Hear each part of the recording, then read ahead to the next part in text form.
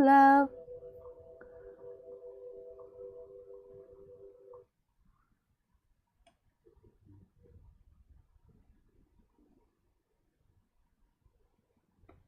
Nice to see you, nice. Welcome to live stream. So if this is the first time that you've ever been on live stream before, then I'm going to tell you how it works. So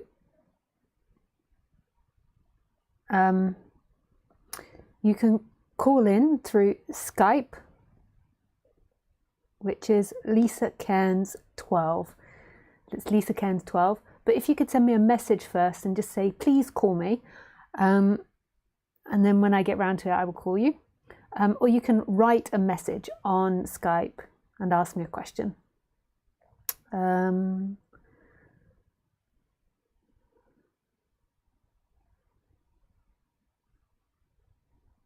I do these talks every Sunday at 6 p.m. French time.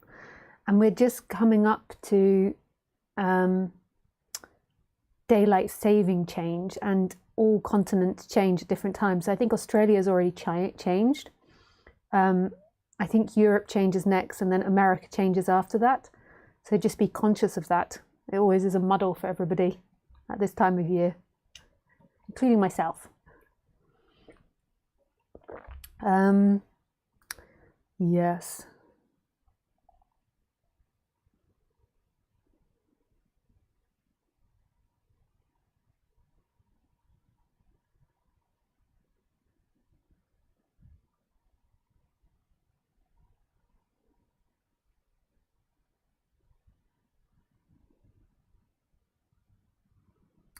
Can't think of anything else. The way I like to start these talks is doing silent sitting for like the first 15 minutes, and then after that I'll do an introduction. Today I am going to take quotes from the Tao Te Ching and then sort of give my interpretation of it. I just thought it was something else to try to do, because sometimes it's a little hard finding the motivation to speak about non-duality. Maybe motivation is not the right word, but like the motive of subject, like to think of a subject. I know obviously everyone thinks, well, non-duality, but sometimes it doesn't just naturally come something to talk about. That's why I often refer to the title to help me get going, to help the motor starting. So I thought we would look at the Tao Te Ching, and I picked the translation by Stephen Addis and Stanley Lombardo, because when I looked at the first few pages on the internet, I thought this one sounded the most non-dual. But as we go into it deeper, I haven't read it all, maybe it's less non-dual. We shall see. And also because it had beautiful pictures. Smells good. And I had to buy a printed version because they didn't have it on Kindle. But it's actually nice having a printed version of a book. But I recommend, if you're going to get it on Kindle. We should all be putting our effort into using less resources. Okay. Let's go. So if you don't know what to do when we're sitting here, I'm just going to give a few simple instructions of things that you could do. First of all, just a disclaimer, this isn't a prescription of what you should do, this is a description of what can happen. So I could describe some meditation techniques, and it might be that your body does it, and it might be that it doesn't do it. The idea comes in each body is that I'm doing it, and it's me that did it. I am responsible.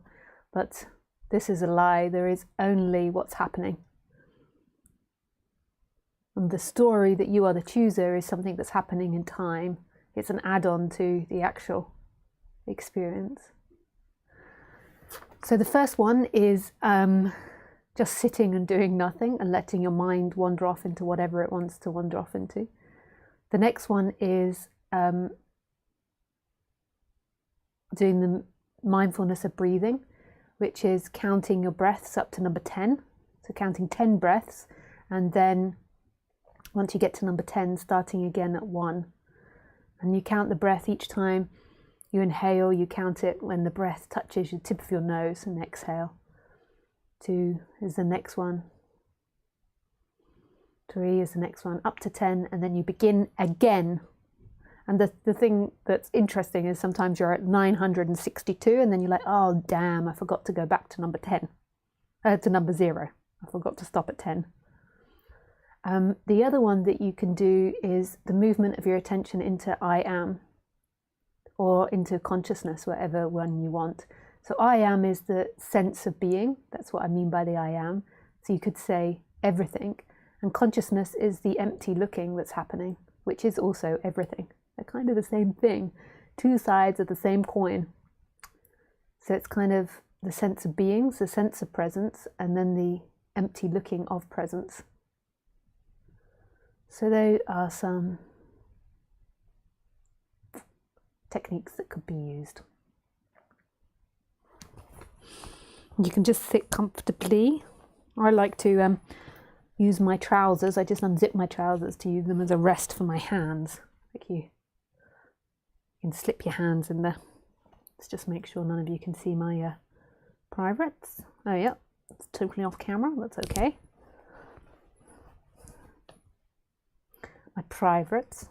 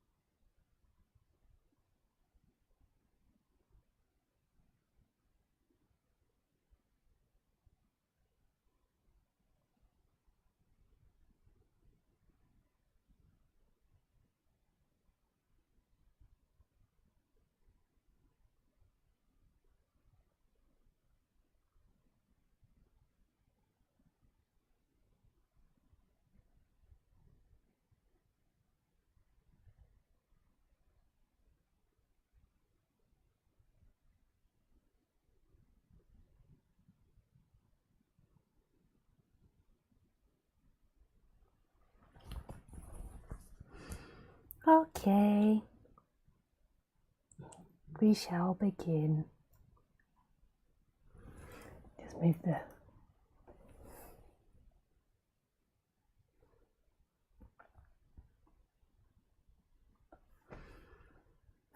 good evening.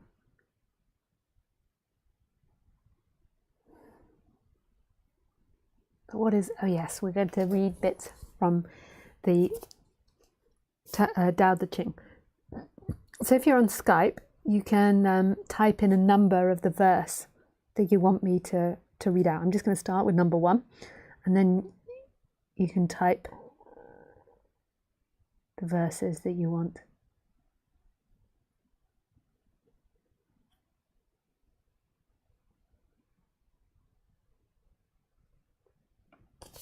Okay, number 1.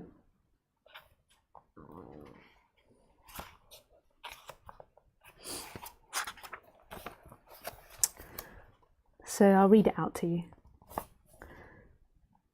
Tao called Tao is not Tao. Names cannot name no lasting name. Nameless, the origin of heaven and earth. Naming, the mother of 10,000 things. Empty of desire, perceive mystery. Filled with desire, perceive manifestation. These have the same source but different names. Call them both deep, deep and again deep, the gateway to all mystery. So I'll read that one more time. Tao called Tao is not Tao. Names can name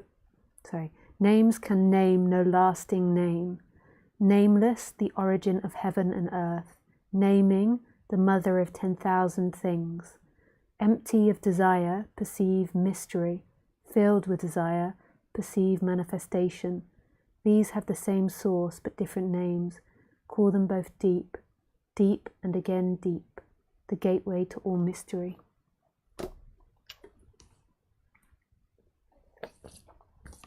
So,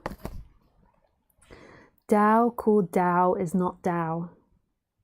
So it's the same for non-duality. Like anything that names non-duality, so non-duality translates as something like not to, and anything that names non-duality is not non-duality. Non-duality isn't a word that can be perceived. It isn't something that can be got. It's not something that can be grabbed. It's not something that can be communicated. It is your essence, is this boundless essence which is wordless. Like even the best that I can describe non-duality as is, or the best that I can describe the realization of non-duality as in the human is an energetic shift from being bound to the body to not being bound. So, and it's energetically seen that who you are is everything, not a location inside the body. So that's what the first sentence means to me. So this is just my interpretation of them. It's not that it's right or wrong. It's just this machine's interpretation. So names can name no lasting name. So we call this a book, and we call this Lisa. We call this a microphone, and we call this a dress and a jumper. And names can't actually grab the essence of anything. So everything is always changing. So the Lisa that you perceive a moment ago, or you think that you perceived a moment ago, or you think you know in a story isn't actually Lisa. The same with the jumper. Like there isn't anything that's still and actually something. So if you went inside the jumper, if you like zoomed in, you'd never actually find the jumper. You'd never actually find the Lisa or the room. So names can name no lasting name. So you can't name something as a truth. There is no truth. There is simply what is. It's beautiful. Nameless, the origin of heaven and earth. Naming, the mother of 10,000 things. So nameless, the origin of heaven and earth. So nameless is the no-thingness, is nothing. So nothing is the origin of heaven and earth. And nothing doesn't mean something that you imagine. Nothing means mystery. Nothing means something that cannot be found in this world. So that which creates all of this is not a thing that can be found in this world, but yet it's all things. So nameless, the origin of heaven and earth. It's beautiful. So no thing, mystery, cannot be named, and it is the creator of all things, and it's who you are. It's what looks at me, it's what hears me, it's the speaking, it's all things. So now you name Lisa and say Lisa's speaking, but the actual truth is that mystery is speaking. This is mystery, this is no thing speaking. A lot of teachers speak like that. I tend not to, because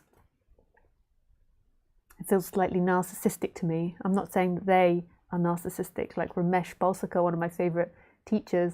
He, not favorite, but was one of my teachers, maybe not favorite. Like, that's a weird thing to say, like the favorite, he's the best non-duality teacher. But his book was like Consciousness Speaks. It's just different personalities. To me, it feels a little narcissistic, like this is no thing speaking, which is consciousness speaking. So I tend not to say it, but it's true. This is mystery speaking.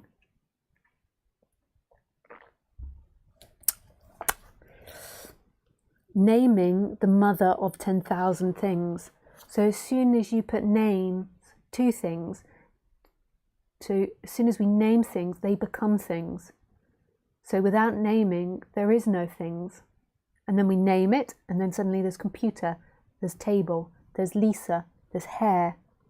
But in the original state, in pure consciousness, just watching, none of those things are separate and are independent things and are solid things. When we name them, we seem to then create all these things, or we create all these things. So these two word sentences are really important. Naming the origin of heaven and earth. Nameless, the origin of heaven and earth. Naming the mother of 10,000 things. So the nameless is the no thing, is the mystery of what we are. And so that's a nameless. I'm so sorry with my dyslexia, I sometimes get my words back to front. Naming is the manifestation, it is what's happening. There's nothing wrong with naming. That's what happened in humanity, but it isn't truth. Like, so the other day, somebody was speaking to me, and I don't even think I said anything to them at the time, but like often I get people to name their emotions when I do one-to-one sessions with them, or name what they're feeling, but really it's nameless. Like, there isn't such a thing as anger or joy or happiness. Like, these are all things that we've named, and this is why people's stories become so disturbed, because you think that you are someone, that you're a solid entity, which is a lie, and that you've got to be happy. And you're always looking at yourself through this span of time, rather than looking at your true self, which is this moment. And then you're always judging you and others through that, which is helpful for communication, but most humans spend their whole life in it. Always like telling the story of you, telling the story of others. And there is no solid other, there is no solid you, there is no your story. Your story is different dependent on the day you tell it, who you tell it to, your emotions, your feelings, your memory. It's not a solid thing. What is solid, or what is always here, is everything, life. So you could say the source of everything is life. The source of who you are is life. And life has these two qualities that are always here, which is the consciousness and the I am. But really these teachers that teach and point out consciousness and the I am, those are just pointings to try to point to your radical aliveness as everything, that which is experiencing itself.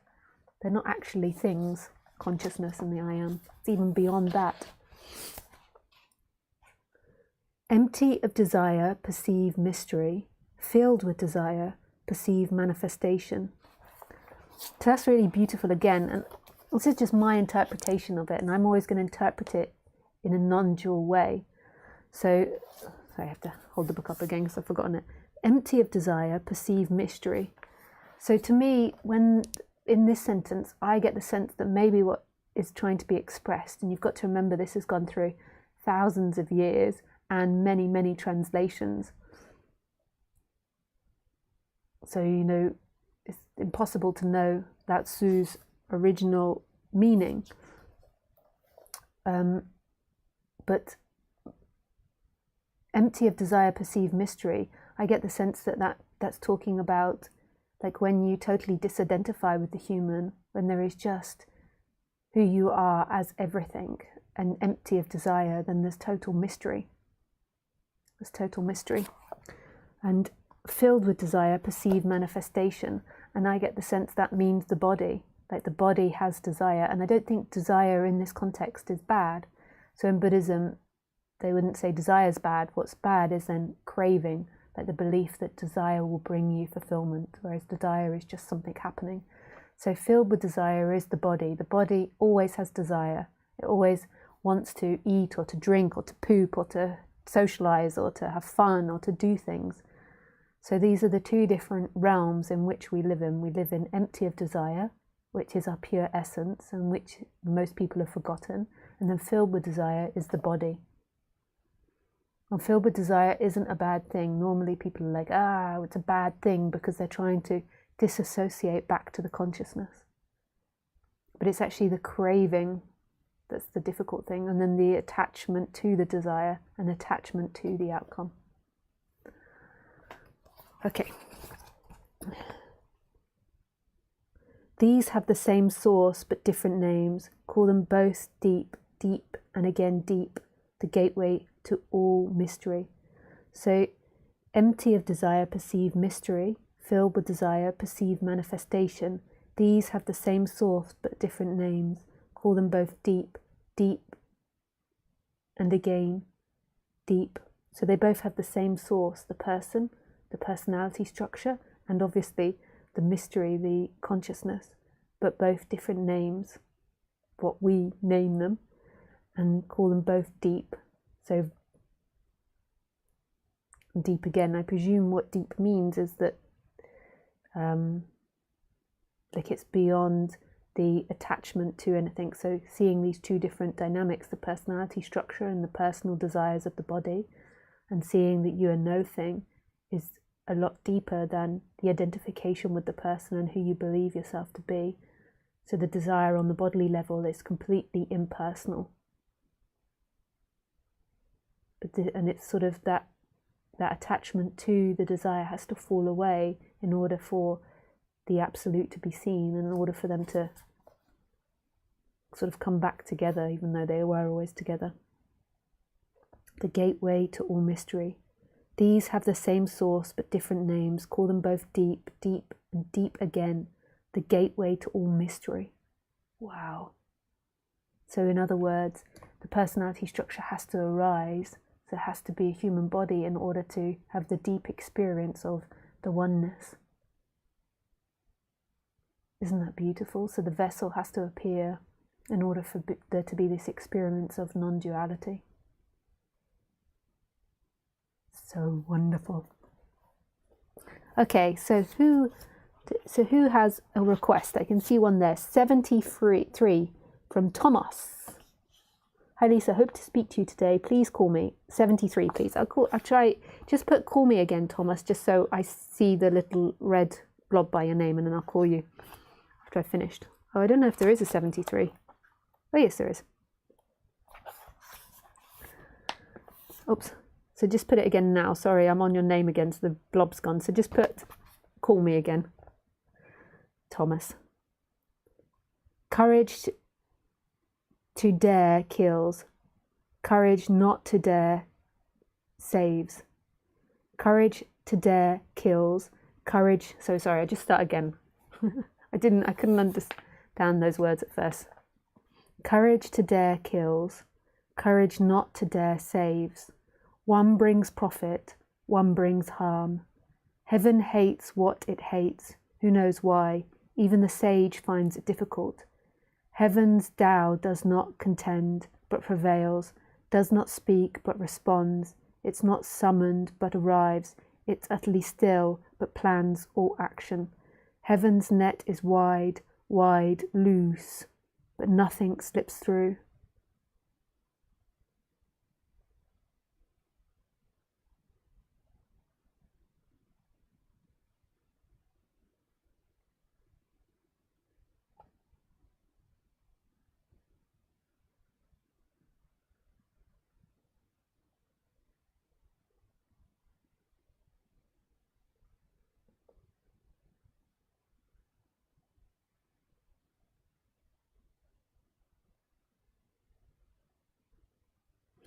Courage to dare kills, courage not to dare saves.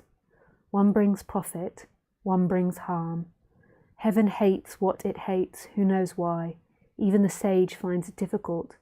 Heaven's Tao does not contend, but prevails, does not speak, but responds. It is not summoned, but arrives, is utterly still, but plans all actions. Heaven's net is wide, wide, loose, but nothing slips through. Yes, Thomas, that is a interesting chapter. I'm sure you know that well.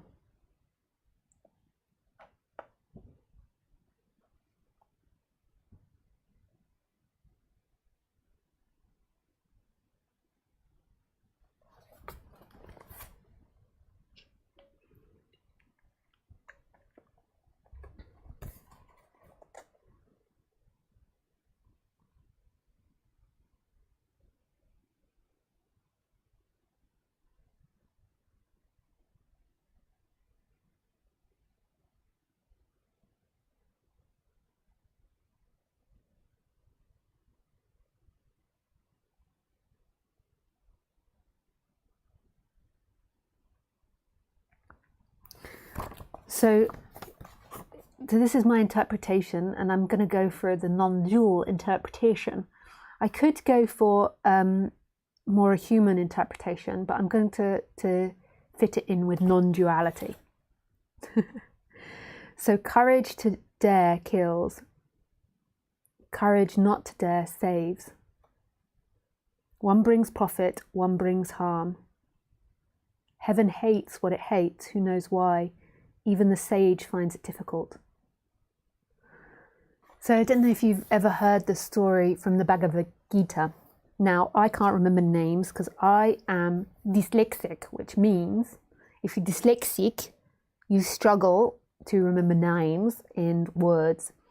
And I can't remember the names of the characters, but basically the passage is, and it's something like his name's Aruna or Arana or something. And the passage is that there is a war between two villages, and on one side, one of the village members is going to have to fight against his family, against his brother, against his friends. And he says to God, God, why do you make me kill my brother? And God replies, it is not you killing your brother, it is me.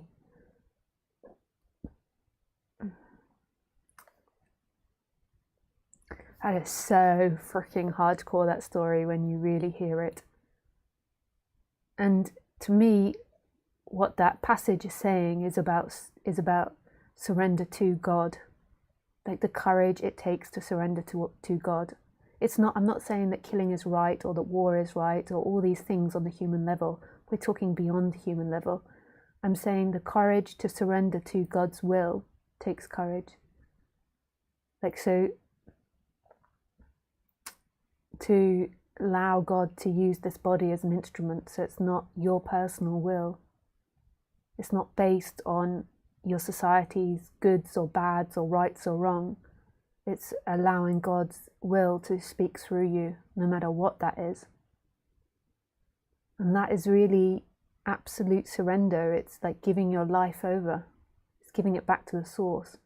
God is always acting through you, but what the human does is it thinks that it's in control, and it's kind of, because it believes it's in control, it sort of seemingly has an effect on decisions. So because the person believes it's in control, and then it finds out that it's got to do something bad or something, or something bad happening, and then it runs and hides in its bed, and that is all God's will. But because the human believes that it's in control, it seemingly is reprogramming the body, but there's really nobody in control. But what this is talking about, I think, is a lot deeper, is an absolute surrender to the impulses that are coming through.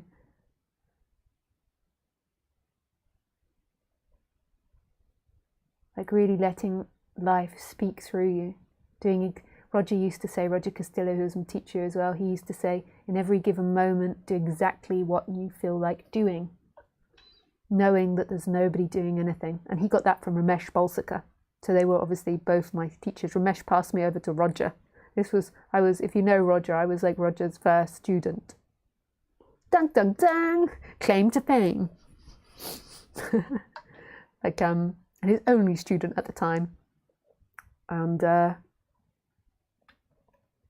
that's so, that's such a big thing to really surrender, to really hear God speak through you, the divine speak through you. Yeah.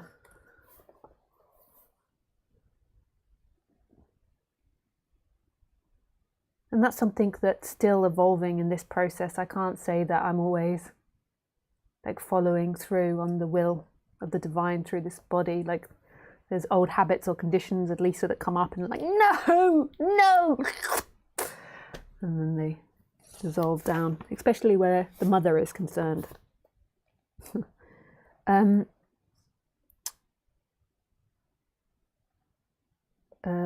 So one brings profit and one brings harm. Heaven hates what heaven hates. So let me read that again. Courage to dare kills. Courage not to dare saves. One brings profit, one brings harm. Heaven hates what it hates. Who knows why? Even the sage finds it difficult. See? Even the sage finds it difficult. You know what I was just saying? That's a joke, obviously,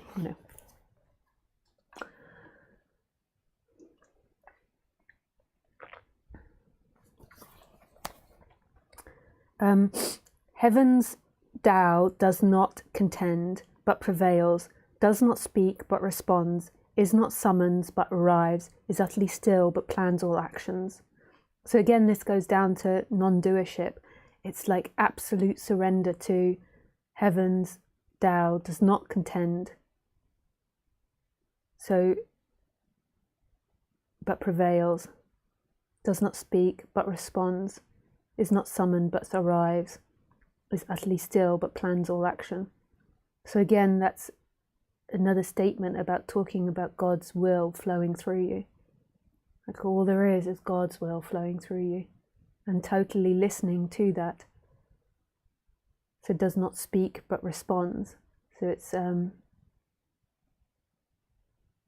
like not trying to be an entity, like not trying to be somebody, not seeking for something in time, but responds, is not summoned, but arrives. So I think that's speaking even more metaphorically. So it's not saying, I've got to do this, you've got to do this. It's allowing that flow to come through. Is utterly still, but plans all action.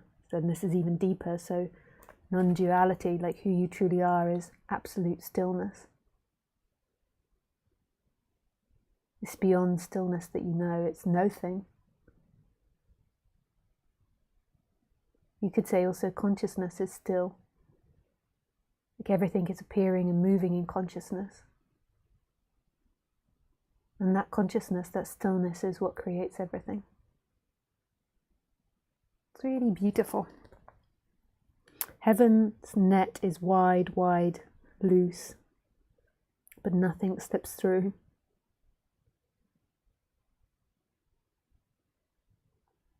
So heaven's net holds everything. So consciousness holds everything and nothing slips through. Nothing is rejected from God. Even the murderer, even evil, it's all held and it all is God. That's such a hardcore statement, like to really contemplate that, because what we do in humans is we do a lot of blame and a lot of shame and guilt, their fault. But it is nobody's fault. Imagine living in a society like that, like having a system that believes that. It's so beautiful. There's nobody that's guilty. We're all so afraid of people hurting us and people doing terrible things to us that we're afraid not to shame people or blame people or hate people. But there's no one to hate. All of it is act of God. Okay, who else? Who else would like a chapter? So the next one I can see is chapter 5, perhaps. Okay, chapter 5. 5. It's from Nick. Let's see.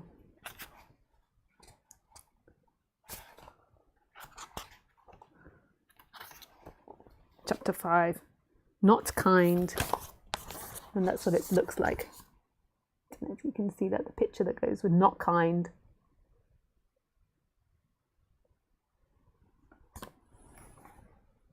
Whoop. Not kind. Funny, eh? I don't know if that's ancient Chinese or Chinese, if there's such a thing as ancient Chinese. Okay, 5. Heaven and earth are not kind. The 10,000 things are straw dogs to them. Heaven and earth are not kind. The 10,000 things are straw dogs to them. Sages are not kind. People are straw dogs to them. Yet heaven and earth and all the space between are like a bellow, emptiness but inexhaustible, always producing more. Long-winded speech is exhaling. Better to stay centered. I haven't read these chapters before, and some of these words for a dyslexic mind, it's a little hard, but I'm doing it. Heaven and earth are not kind. The 10,000 things are straw dogs to them. Sages are not kind. People are straw dogs to them. Yet heaven and earth and all the space between are like a bellows, empty but inexhaustible,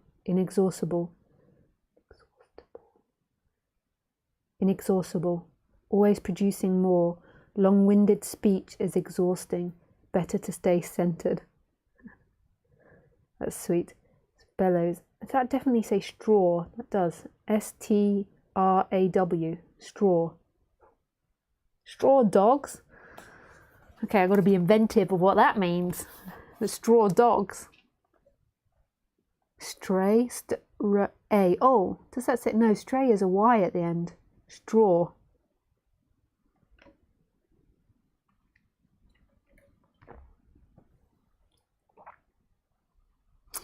So heaven and earth are not kind. That's simple. So heaven and earth, so consciousness, who we truly are, doesn't have a sense of kindness or morality or niceness. It is creating. Just like I'm a writer, and when I create, you're creating opposable forces against each other to create drama. Like so, in order for the tree to grow, the cloud has to rain. In order for and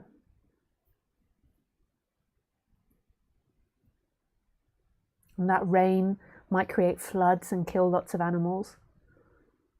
And what's the purpose of wind? I suppose that's the movement of the planet.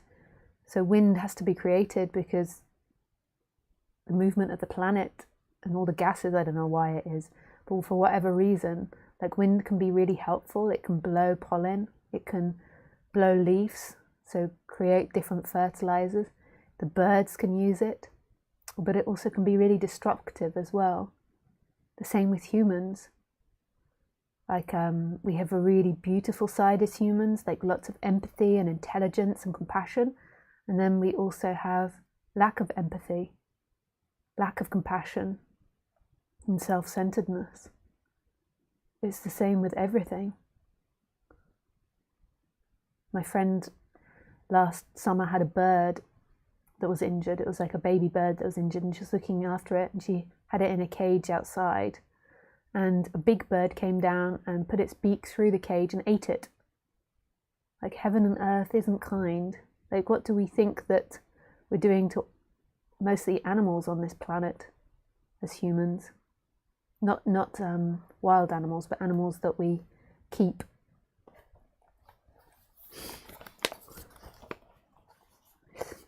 So heaven and earth are not kind. The 10,000 things are straw dogs to them. So maybe he means, Ratsu means that the straw dogs are like hollow to them. It's like playthings to them, like playing with straw. Maybe they used to like make men, people out of straw, like straw dogs out of bamboo or something. So it's like toys. Just like when we create a film, we're not concerned about the compassion of the characters, or when we create art, we're not concerned about the compassion of the paints. We're painting and expressing ourselves. And that's the same as heaven and earth, of what it's creating. It's not concerned about the instruments, the colors, or what it's creating with, because it doesn't see life like that. Itself is love. And as humans, if we seek for love and if we seek for freedom in time, we will suffer, because life is going to have its ups and downs and bumps and roundarounds. Sages are not kind. People are straw dogs to them. Well, I have to take offense to that. I am incredibly kind. So, but it's true, like from the place of consciousness. So if there's no human desire, so what happens, I feel like my experience currently is that there is this emptiness on one side and there is this person on the other side. So most of my day experiencing, there is this connection to source, this knowing of whom I am, this expandedness. But then there's also this functioning human that's doing its paperwork and answering the doorbell and doing sessions and walking the dog and cooking its food. But when I sit quietly or listen to music, or even when I'm walking or doing mundane things, the person can totally disappear. And in that, like when acting from that point, there is no compassion in sexuality, or like all of these things. There is no compassion or no human attributes. There is no kindness. There is no altruism in being totally in source. It is indifferent. And over the years, I feel like I've had to learn to balance these two energies, because if I'm just totally in no-thingness during my day-to-day life, then it can be destructive for myself or for others, because, I mean, it can be really beautiful, but there's firstly no desire in there, so that like in order for life to happen, there has to be some form of desire on the human level. And also there's no empathy, there's no compassion, there's no nothing. So there's no caring about other people's feelings or what you look like. So there has to be some sort of balance in that, I feel. But I could be wrong, you know, like in 10 years time I'm like, fuck it. You could just totally be a no-thingness and who gives a fuck about anything. But it also, on the human level, it does like really on the human level, so these realization and this non-dual process does have an effect on the human level. Like on the human level, as a person, the Lisa side, like I don't really have a sense of what's good or bad. Like, I mean, like if somebody ripped me off or conned me, like I would say it was bad and I would try and argue, you know, to get the money back from being overcharged or something, maybe or maybe not. And say they're bad and all those sorts of things, but ultimately deep down, like it's just life happening. It's just their karma working out against your karma, and it's completely impersonal. Like there's nobody that's really done anything wrong. So there is a big sense of that, and it feels nauseating, like watching news and watch a lot of YouTube where there's lots of judgment. It feels really out of line on the human level for me when there's really strong judgment. Like who knows in the end? Who knows? Yet heaven and earth and all the space between are like a bellows. Bellows. I just have to look up what that is on the internet. Excuse me. Bellows.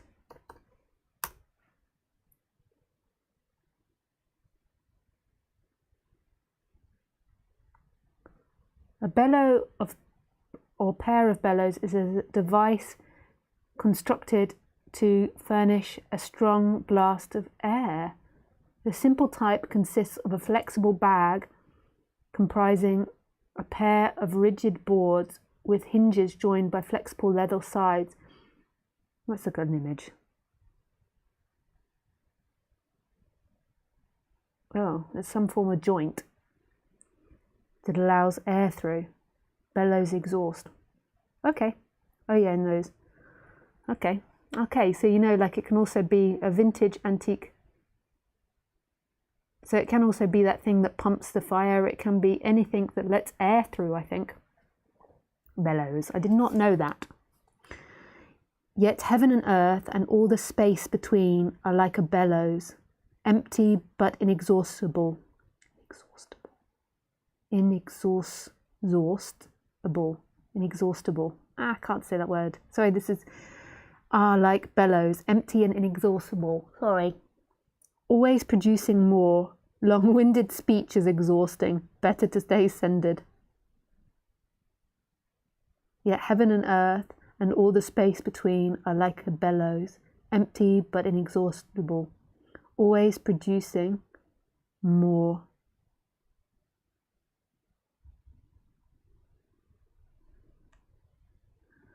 So heaven and earth. So like what we truly are, no thing is always producing more, and it's always evolving, it's always getting bigger. Remember, I've said to you on quite a few streams about that sage that we met in India who said knowledge is infinite. And I just thought, yeah, that's so beautiful. And I knew everything is infinite, but I'd never heard it said like that. So it's always expanding. So they think the universe is expanding, and that's most probably what the source is doing, just getting more and more complex in its detail and expanding. Long-winded speech is exhausting, best to stay centered. Too true. Too true. Better to stay centered. Yeah, that seems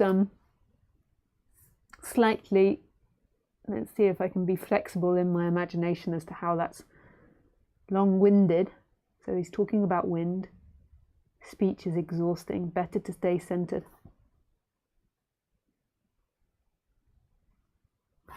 Yeah, I do feel that on the human level, that often people use speech, talking, as a way to maintain their sense of self and escape what they're actually feeling. And I personally can find that exhausting too, when someone's talking at you. And I think that our society is set up badly at the moment. It's like all social interactions are designed, or most, to create talking. Talking. Like you go to a family party and it's like talking. Talking. Okay, shall I do another one, or would people like to ask questions? That's really beautiful. We can do that for the next couple of weeks. I like that, but leave messages underneath if there's other books or chapters that you would like me to do. It's so beautiful. Or other books that we could do.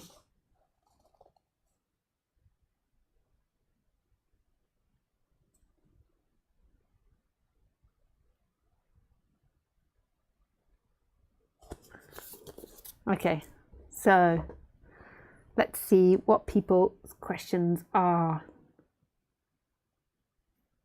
Okay, Thomas, you would like to ask a question? Yeah, call you. Okay, just let me put you in black hole, Skype, video, audio settings, black hole. That's all set up. Okay. Let's go, Thomas. I'm going to call you now. I don't know how behind you are. This might be a bit of a fright for you. And make sure if you've got no video, just answer it with audio. Make sure you've got your headset and microphone ready.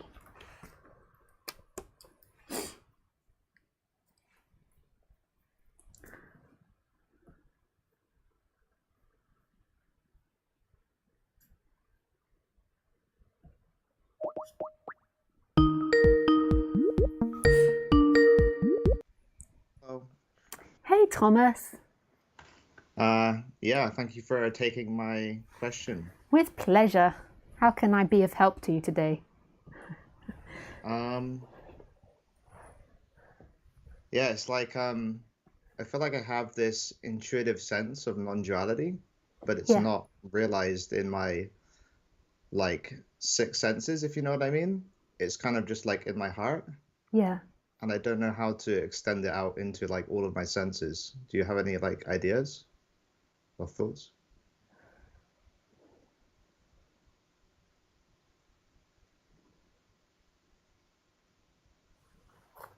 So there's there's maybe three possible answers to that. Number one is I don't know. That's a shame. So I don't know. Number two is um, who is the you that believes that it's in control of this? Mm, So who are you that believes that you're in control of your body and that you can potentially end up at the destination of expanding it out into your six senses? Like, who is this you? yeah. Do you want me to answer or do you want to go to the third one? You can go to answer. Just remind me there's a third one, Okay. otherwise I'll forget. I don't even know what the third one is yet. But You said maybe a third one. yeah, Yeah, yeah, so um yeah, it's like I can like what you're saying is kind of vibrating in my consciousness, but like I have trouble. I don't know, there's something like it feels like there's something stuck for me and I just don't know what, but maybe I don't know. Maybe that's just karma and it's just gonna happen at some point. I don't know. yeah, yeah. In a way, everything is karma.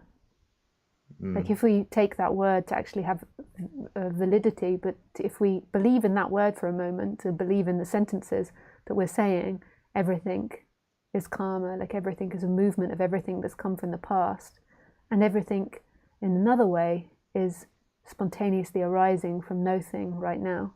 So everything's freely arising. But the question again comes to who is the one that, so who are you now that believes that you have a contraction in your body or that you're not fully getting it? Who is this? And does that person actually know anything?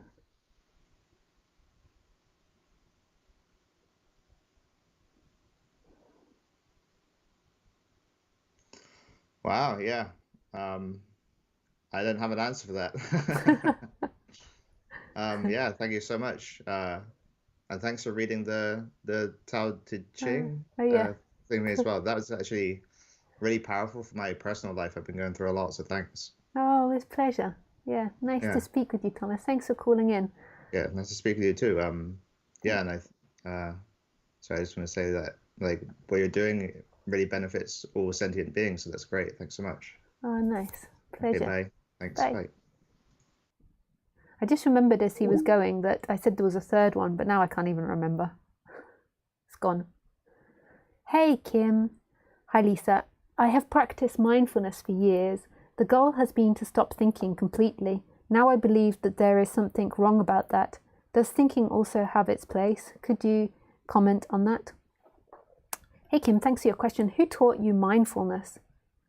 Um, when I was taught mindfulness, the goal wasn't to stop thinking. The goal was to be present to it, so not being lost in the thinking. So I never got taught that in mindfulness, but I'm sure there's loads of different schools and loads of different teachers. I think that thinking has a place, but I also think it's thinking which created the world, which created separation. So our ability to name things is what created somebody in relationship with those things. So in the beginning, before we could speak, there was just everything, and we didn't know who we were or what we were. It's like we were naked in the Garden of Eden. Like, everything was simply happening, and there was a deep connection to who we were, like a deep presence. And then when there was identification with thoughts, so when thinking happened and then the identification with it, or when there was thinking began to happen, there was an identification with I, like I am going to collect the berries. I did a bad job. And then after lots of being told, you, me, then it began to feel like there was somebody actually in this body separate from life, and there was someone that was guilty, there was someone that had responsibility, there was someone that did right or wrong, whereas there's nobody that did right or wrong. There is simply what's happening.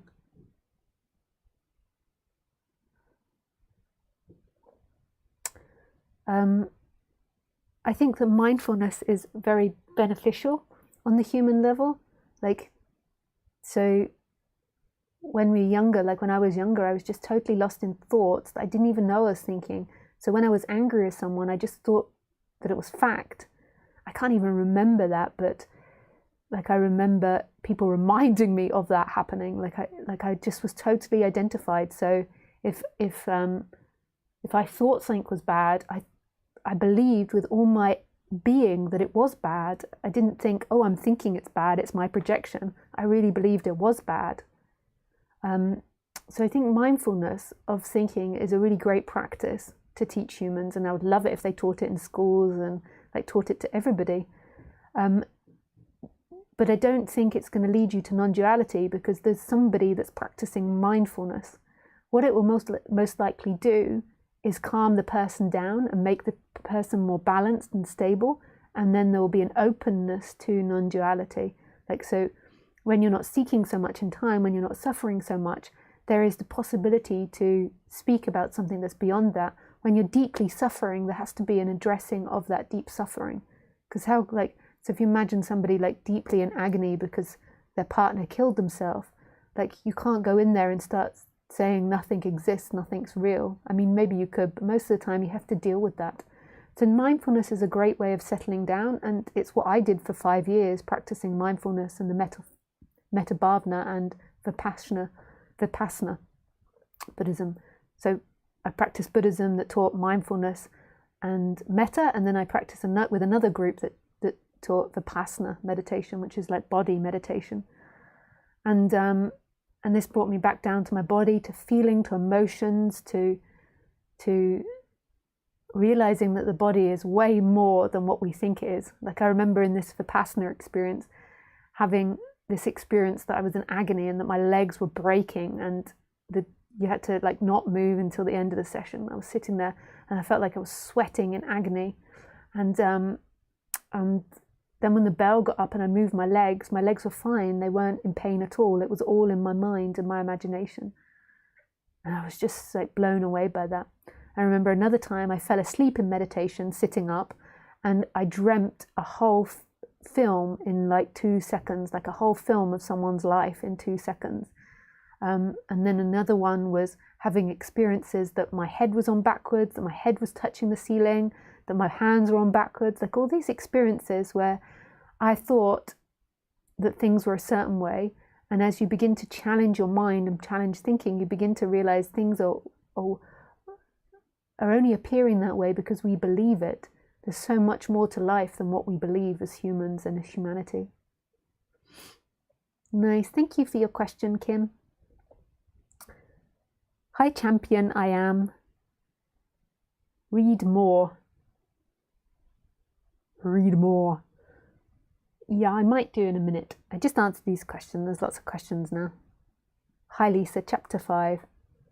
Bellows. Yeah. It's what we use for pumping the fire. Thanks, Nick.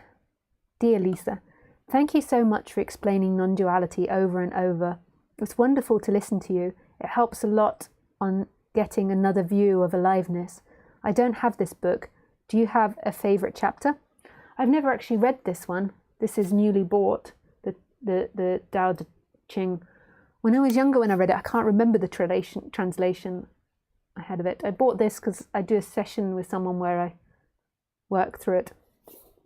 But please, if you can, get it on Kindle. Don't buy a hard copy like I have. It's really beautiful, but I only bought it because they don't sell it in the country I live in, and there was no other way getting it.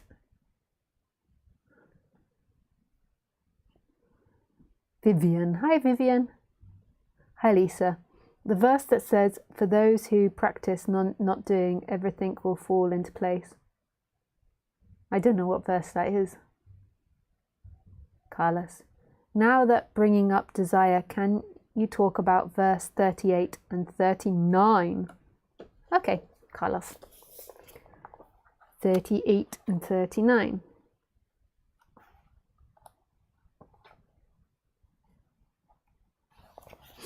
Okay, they're long ones. I don't know if I'll do both.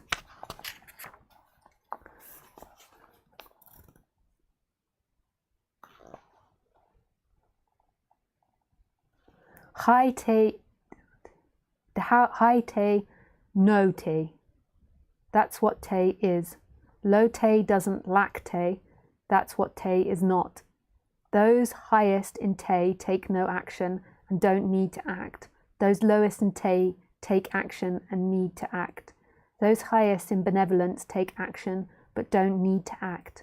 Those highest in righteousness take action and do need to act. Those highest in priority take action, and if people don't reciprocate, roll up their sleeves and throw them out. Therefore, lo Tao and Ti follow. Lose Tao, therefore lose Tao and Ti follows. Lose Ti and benevolence follows. Lose benevolence and righteousness follows. Lose righteousness and prosperity follows.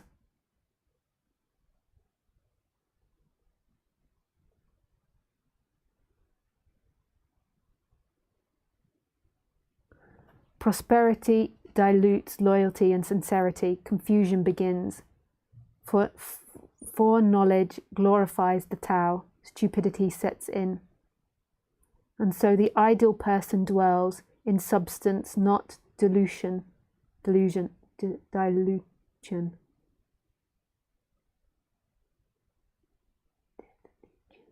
In reality, not glory, accepts one, rejects the other. And so I have to just look up this word.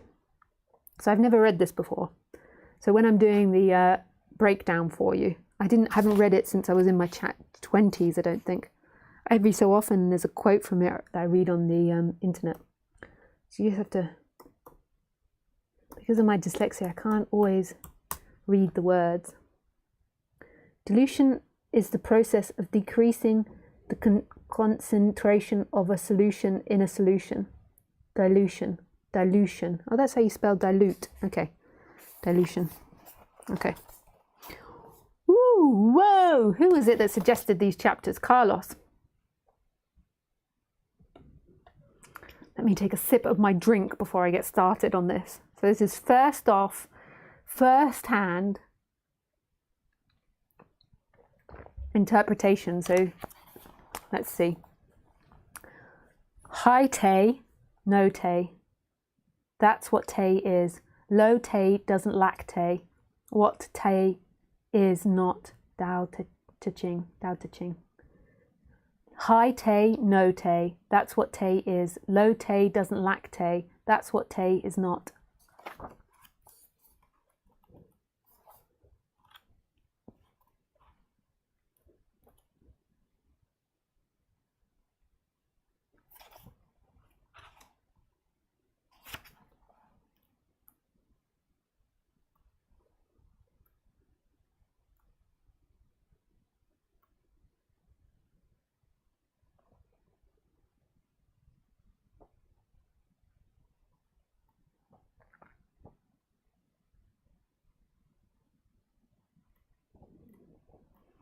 Okay. Hai te, no te. That's what te is. Lo te doesn't lack te. That's what te is not. Those highest in te take no action and don't need to act. Those lowest in te take action and do need to act. Those highest in benevolence take action but don't need to act. Those highest in rightfulness take action and do need to act. Those highest in priority take action, and if people don't reciprocate, roll up their sleeves and throw them out. Therefore, lose Tao and Te follows. Lose Te and benevolence follows. Lose benevolence and righteousness follows. lose righteousness, and prosperity follows.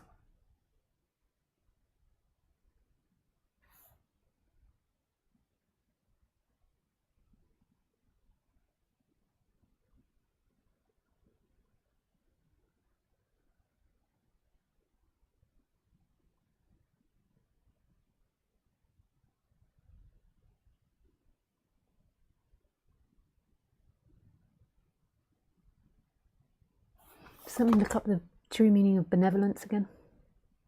Or I think I've got it. Benevolence.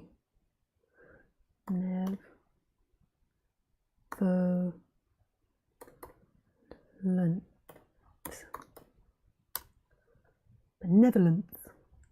An inclination to perform kind, charitable acts, a kindly act. Kindly act.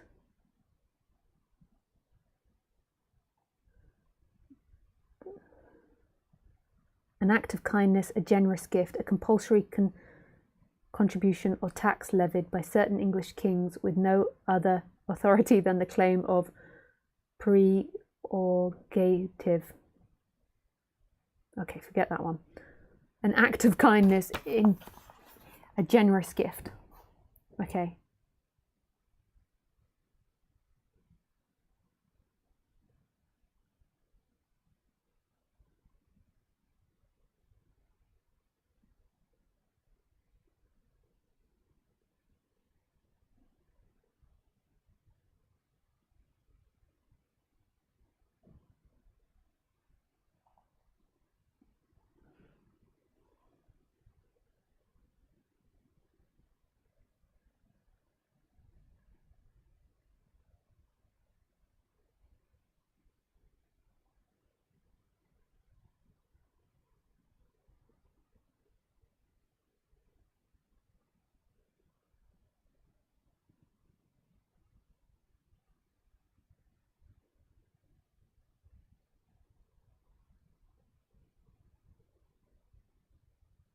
Okay, so it comes down to these verses here.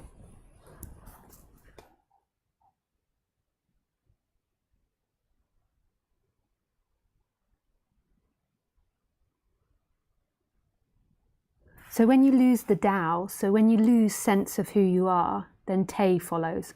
So Tao Te Ching. I don't know what Te means.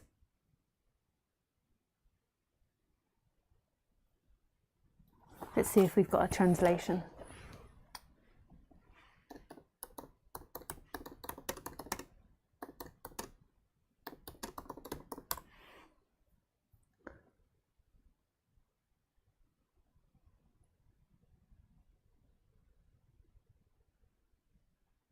Yeah, I don't know what Te means, but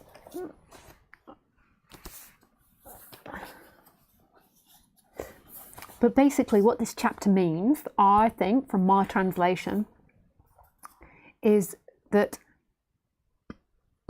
if you lose sense of the Tao, then Te follows.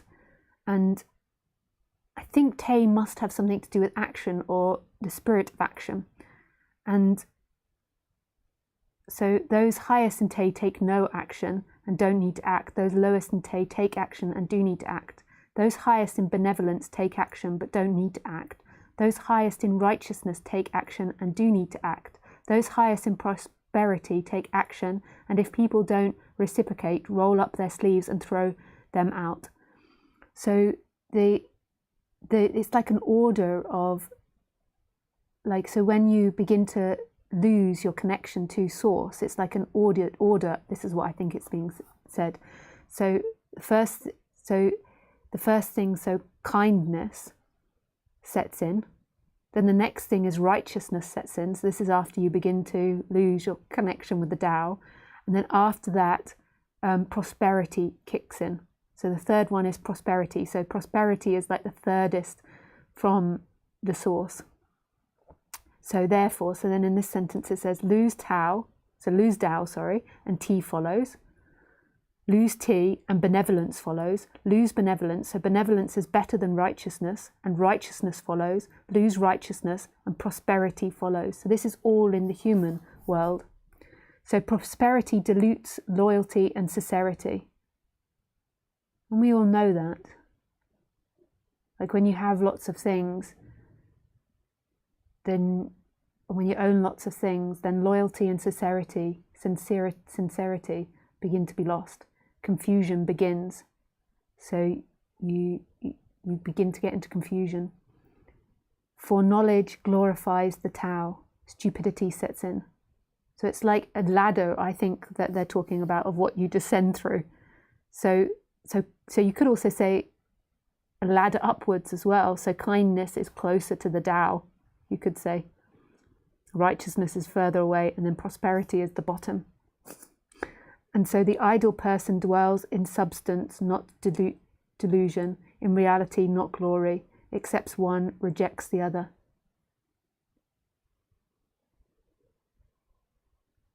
So this is talking very much about the personal. So accepts one, rejects the other.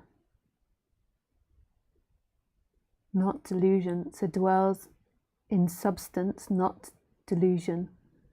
So substance, I would presume, is source, like substance. Like dwells in what you are rather than delusion.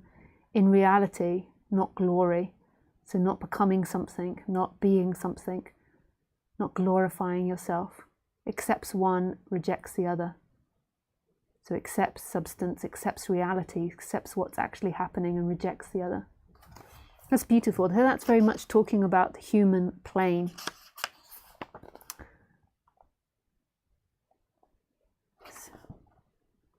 But I would love to know exactly what Te means.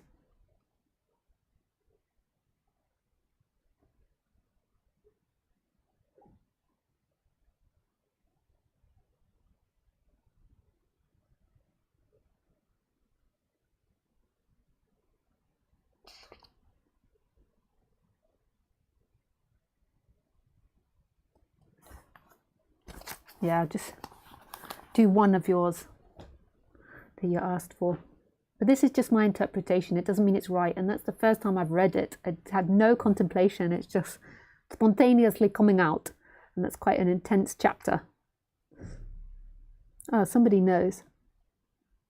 Te is the inner and outer power bestowed on each being by Tao, or on any qualities for action inherent in the nature of each being, which gives each being a way to maintain itself, to grow and to flourish. Oh, nice. So Nora says, I just love the Tao. To me, non-duality is ascended in this verse. Do you have the patience to wait till your mud settles and the water clears? Can you remain unmoving till the right action arises by itself? The master doesn't seek fulfillment, not seeking, not expanding. She is present and can welcome all things. What do you do? Thanks so much for the words and wisdom. I love Stephen Miller's version. Te is the inner and outer power bestowed on each being by the Tao. That's what I thought it was, like the energy that goes through. Nice. An online version here.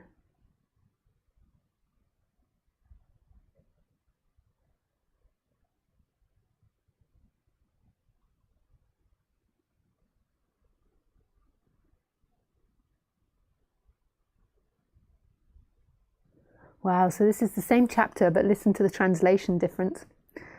So, Tao Te Ching, a truly good man is not aware of his goodness, and is therefore good. A foolish man tries to be good, and is therefore not good. A truly good man does nothing, yet nothing is left undone. A foolish man is always doing, yet much remains to be done. When a truly kind man does something, he leaves nothing undone. When a just man does something, he leaves a great deal to be done. When a disciplinarian does something and no one responds, he rolls up his sleeves in an attempt to enforce others' order. Therefore, when Tao is lost, there is goodness. When goodness is lost, there is kindness. When kindness is lost, there is justice. When justice is lost, there is ritual. Now ritual is the husk of faith and loyalty, the beginning of confusion. Knowledge of the future is only a flowering trap of the Tao, of the Tao. It is the beginning of folly. Therefore, the truly great man dwells on what is real and not what is on the surface, on the fruit and not the flower. Therefore, accept the one and reject the other. Beautiful. I think I kind of would say the same thing. It's like these steps into like losing it. And it's so true. Because how do you know what's good? Like, how do you know what's helpful to someone? It's such arrogance to believe that you're being helpful. It's such arrogance to believe that you know better. You only know what you're saying in that moment. And it might be good, it might be bad, it might hurt someone, it might be good for someone. It really is the collapse into not knowing. And so action happens. And we can learn and we can update the machine and hope that it learns and changes its behaviors for more fruitful actions. So if you want to learn to bake a better cake, you can read an instruction book, and same with our actions. But in the moment, it's like totally surrendering to what's coming out. And we don't know if it's good or bad. We don't know if it's right or wrong, or it's productive or not productive. It's just what's happening. We can say it's good, but it's like a heart energy. It's knowing deep down that we know nothing at all. It's really beautiful. Danke schön for sending that one, that translation, Andre.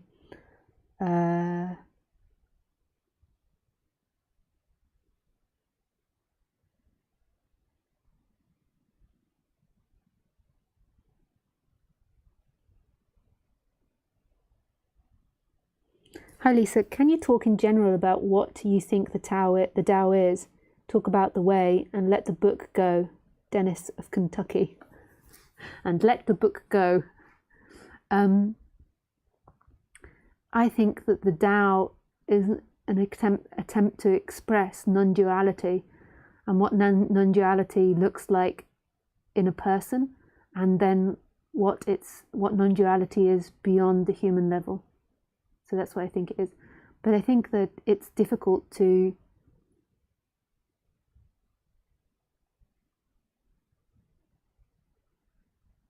you have to be really open-minded to hear it, because you've got to listen to it from the human perspective and then from the non-dual perspective, and also understand that it's been translated and written down. Like, I'm sure it wasn't written for many years, but it's got some wisdoms in it and some real beauty in it.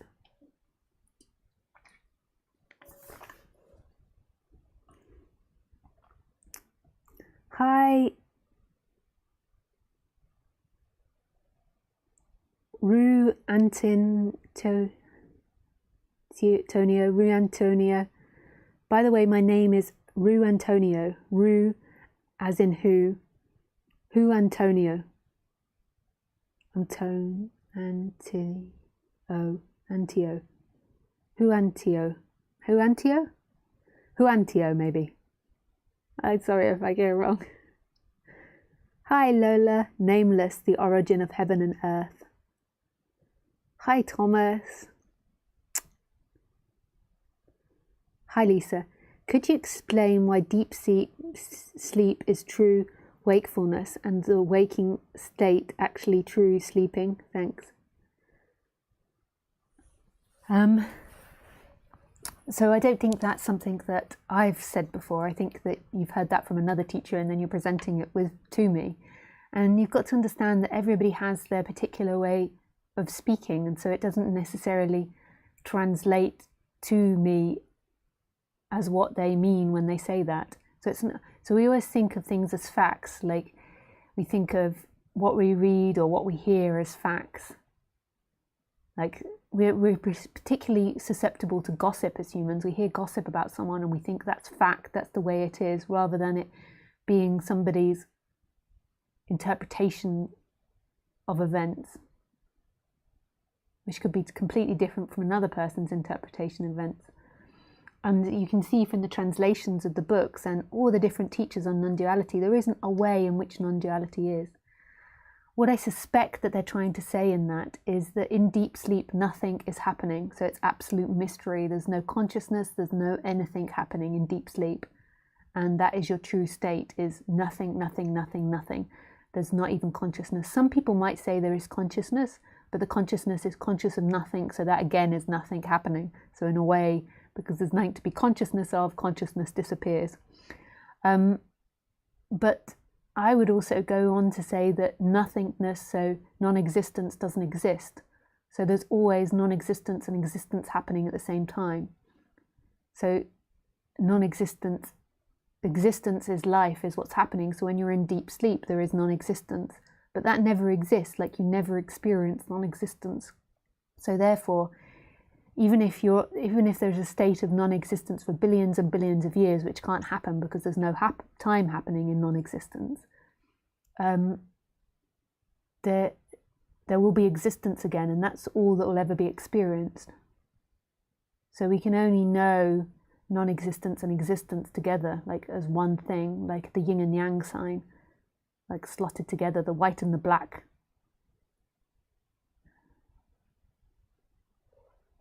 But people use that as a way to point out the nothing side, the nothing side. So Raphael. Hi Raphael, the title got me excited, and you too, of course, but not in the unbutton my pants and put my hands down down there while I sit kind of way. No, that sounds really bad, what I did in the beginning, but it's not that I'm putting down there to fill myself up or anything. You put it down there so your hands don't dangle. Like if you're a meditator, you might know that if your hands dangle, your shoulders and your arms get tired. But if you place them here, so you can use a belt or you can use a thing, or you can unbutton your trousers and slip them in the trousers, then you sit with them like that. So you know how like the Buddha sits with the hands. It's only so you don't get dead arms. Yeah, sometimes I really don't explain things. I was happy to see you, even though there has been little real connection or face-to-face contact. I get the feeling like you're a big, wise sister. Oh, nice, Raphael. Thanks for the compliment. Wise and not wise.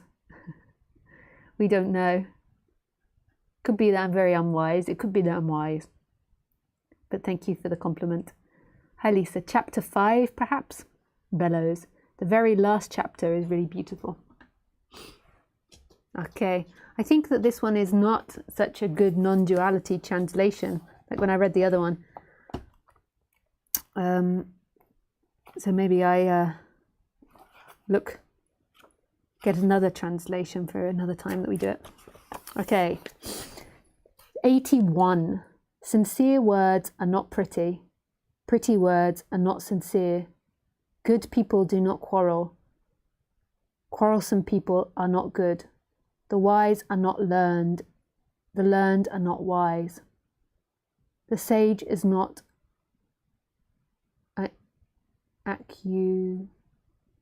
accusative, has enough by doing for others, has even more by giving to others.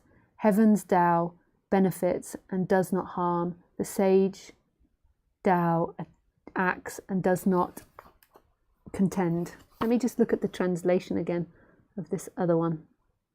Andres.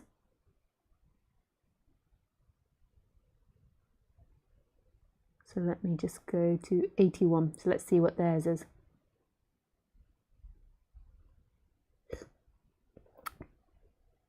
Truthful words are not beautiful. Beautiful words are not truthful. Good men do not argue. Those who argue are not good.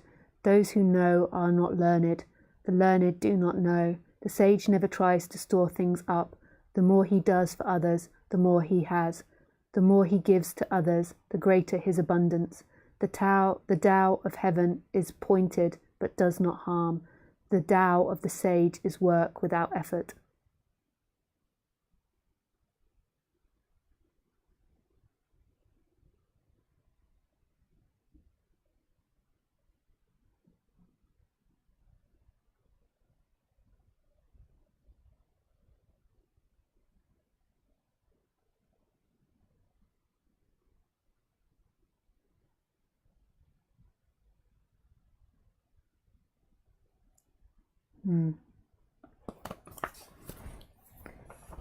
So truthful words are not beautiful. Beautiful words are not truthful. Good men do not argue. Those who argue are not good. Those who know are not learned. The learned do not know. Yeah, so that's so true. Like, truth is not easy necessarily. Like, being genuine is not easy for other people and for yourself. Like, to really truly be able to express yourself and to say what's happening for all of us. Like, because most people have an idea of who they want to be or how they want to be seen, and then in honesty and in truthfulness, that might not align, and so people's egos and defenses get hurt. So there's lots of seeking around that. Good men do not argue. So good men, I would say, is not the sage. Good men is men that are trying to be good, or women that are trying to be good. So they don't argue. So the idea that arguing is wrong, is a restriction that comes from your idea of what we should be living.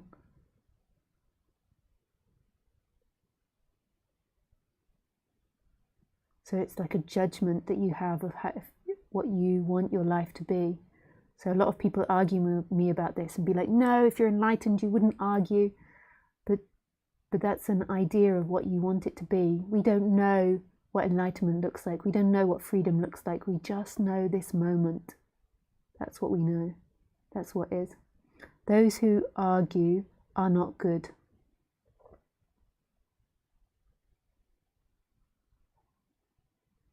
Those who know are not learned. The learned do not know.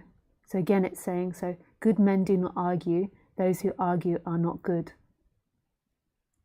So again, it's saying that your ideas about what you have to be is not what you have to be. What you have to be is this moment, and whatever life is acting out through you in this moment. Like, not your idea of what you have to be, which is most of the time what people are doing, is trying to be something which is lovable in the future. Those who know are not learned. The learned do not know. Those who know are not learned. The learned do not know. So it's not about learning. It's not about the intellect. It's not about getting something. It's not about being smart. It's not about winning the argument. It's about not knowing. So what is it here that you don't know, that doesn't know, that is? The mind is always like, this, I can get it. You will never get it. The sage never tries to store things up. The more he does for others, the more he has. The more he gives for others, the greater his abundance. The Tao of heaven is pointed but does not harm. The Tao of the sage is work without effort. It's beautiful. So the sage doesn't try to hold things onto things to make him or herself something. The more he does for others, that doesn't need to look like something. The mind is like, oh yes, I've got to go and give all my stuff to people and do all these things. It's not that. Like, you could be sitting next to someone and completely transform their effort, their energy, without them even knowing, without anything being spoken about, like totally in secret. You could then eat all their food so it looks like you're the taker. Like, you can't know these types of things. It's beyond the human's intellect.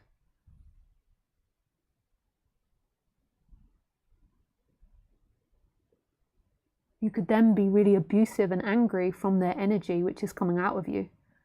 You just can't know. You just know that this moment, you can't know what's good and bad.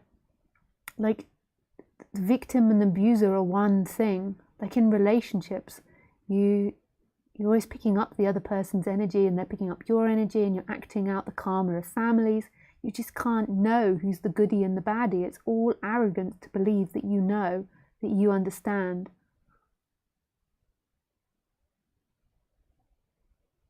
There is energy coming from above me. I'm really loopy. I don't say these things too often in public not because I'm trying to present myself in a certain way. Actually more because I don't want in any way for people to think I'm special. Which I suppose people do. But I'm always trying to downplay it, but there is intense energy coming from above.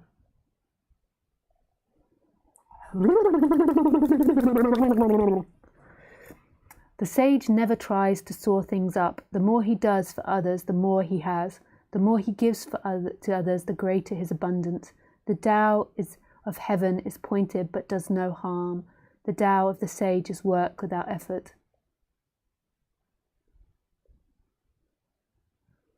You can't hurt yourself, so the person is always afraid that I'm going to be hurt. I am going to be hurt by life, but you are life. You can't be hurt by life. So even if you're in a terrible car accident, if you're murdered, if you're slaughtered, if you're electrocuted, all the terrible things, you get the thing that all the news write about at the moment. I can't say it because YouTube doesn't like us speaking about it. Even if that happens,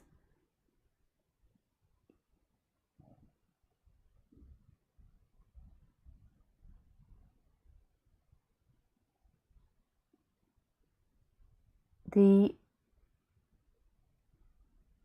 Tao or the sage, I've forgotten what I was saying. Oh yeah, that life can't hurt you. This is the illusion. The work of the sage is without effort. The work of the sage is life. It's not the sage acting. It's not the sage doing. We're always personifying. It's Lisa. It's Rupert. It's Andreas. It's nobody. And the sage is everything, really. There isn't a sage. The sage is life. The sage is you. Is all things. Nice. Let's see if there's any more quick questions. I know what you meant with the hands. Oh, you did know what I meant with the hands. He does. Hi, does Tao Te mean virtue? Yeah, that's what people have been saying. Thanks. What is 10th rule from a CIM? Maybe you say something about this next time. Gracias. Yeah, sure, champion. I am. Nice. Okay, that's enough for today. It is now 8 o'clock. Yeah, and so if you want me to read other books or chapters from other books, just put it down below in translations of what you would like in the comments section, and maybe we prevail. It's nice to give me a springboard to jump off of, boom, to start speaking about stuff and to get things rolling. We can change it back to the old way eventually, but it's nice to try new things. Anyway, have a beautiful day or evening or morning or afternoon, whatever you are doing, and I shall see you next Sunday. I don't know how to say thank you in ancient Chinese, so I just say Tao, Tao, Tao, Tao you very much. Bye.